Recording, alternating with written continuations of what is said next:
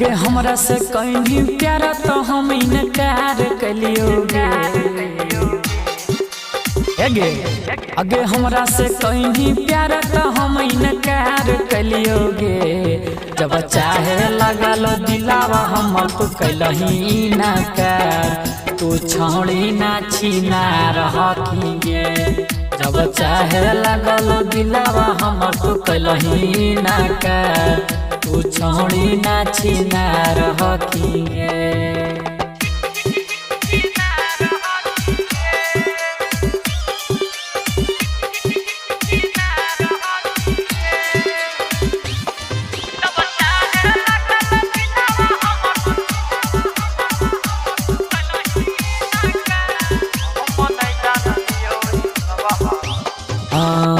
हम नहीं जानलियो ई सब हाल तोरा धंधा गे।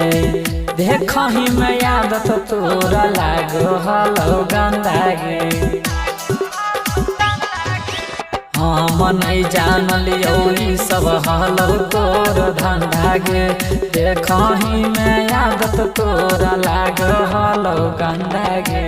काहे पीठ के पीछे छौड़ी तो आर कैनी गे। काहे पीठ के पीछे छौड़ी तू आर कैनी गे। जब चाहे लगल दिलावा हम तो कलही ना कर, तू छौड़ी ना छीना रखिए। जब चाहे लगल दिलावा हम तो कलही ना कर, तू छौड़ी ना छीना रखिए।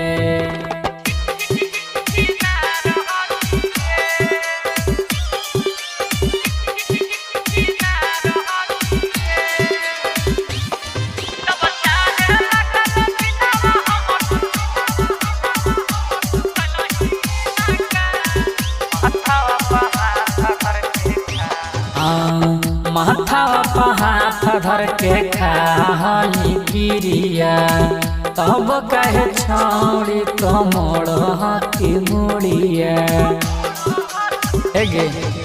माथा पर हाथ धर के खाली गिरिया, तब कहे छौड़ी तो मोड़ हाथी मुड़िया। आगे सुमन जी यादव छौड़िया के खिलाड़ा हकोगे। परम निराला छौड़िया के खिलाड़ा हकोगे। जब चाहे लगल दिलावा हम तो कलही ना कर, तू छौड़ी ना छीना रखिए। जब चाहे लगल दिलावा हम तो कलही ना कर, तू छौड़ी ना छीना रखिए।